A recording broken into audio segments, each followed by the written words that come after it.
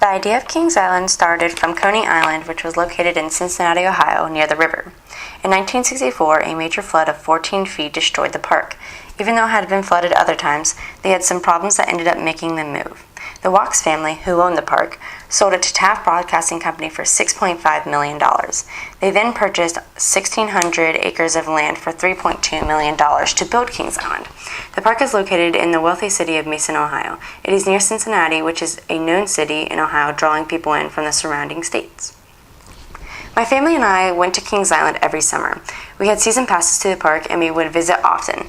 My dad and I had a special bond over going to the park and riding rides. We both liked the thrill of going fast. It was something we did every Sunday afternoon. We went and rode our favorite rides. We also have been to many other amusement parks and got to experience different roller coasters, but since Kings Island was only 10 minutes away, it was our go-to thing to do. Since it was also located in a city with other close surrounding cities, many other families get to bond over going to the park and get to have the experience of having a large amusement park just miles away from home. In 1972, when the park opened to the public, the parking was free and the cost of admission was $6.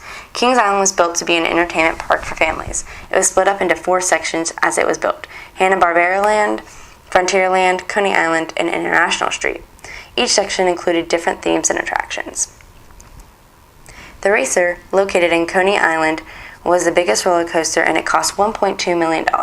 Crazy to think that people only paid $6 and got to ride a coaster that costed so much, plus other main attractions, which were a Voyage Dark Ride and the Eiffel Tower, which is 1/3 replica of the tower in France.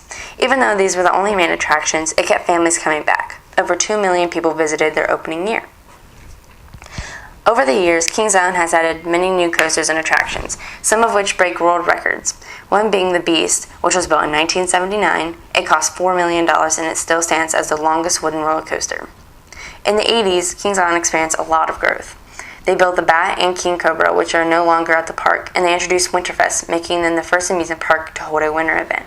Then over a time period of 3 years, Kings Island was sold twice, first to Kings Entertainment Company and then to American Financial Corporation.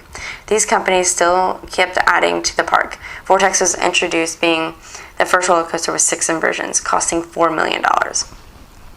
Going into the 90s, Paramount bought Kings Island for $400 million. They were the company to add in themed rides for movies like Top Gun and Face Off. The park continually brought in new ideas and different ways for families to bond and be entertained. Now the park is owned by Cedar Fair and has over 14 roller coasters. It costs $44.99 online or $62 at the gate for an adult ticket, $37.99 for juniors, which are kids under 48 inches tall, and seniors 62 and up, just for a day pass. Season passes are $108. Regular parking is $15 and preferred parking is $20. Although the costs have gone up over the years, making it seem more expensive, they also added rides that cost up to $24 million. So you're paying more, but you also have a couple days worth of things to experience. The park is built in a place where if they wanted to expand the park, they could. Before, with Coney Island, where it was located, they were not able to expand because of space and it being on the river. It is also located around neighborhoods and businesses. Even though it is close to neighborhoods, it is far enough away to not disturb the residents with guest riding rides. It is off a major highway that serves as a point of attraction for travelers passing by and attracts them to the park, sparking their interest in visiting. There are hotels and fast food restaurants conveniently located near the park, making Kings Island easily accessible. This benefits companies nearby in the community because people come from out of town visiting, needing a place to stay and need to eat. Great Wolf Lodge was added in 2006, allowing guests to be able to stay and be in walking distance of Kings Island. Many fast food chains and restaurants were also built around Kings Island, allowing them to get the overflow of people leaving Kings Island. Many people like the idea of going to an amusement park with family and friends for vacation, but don't always have the best experience given it can be very expensive and you have to follow certain park rules. The lines were average. 2 rides were totally closed and Banshee closed for 2 hours while we were in line.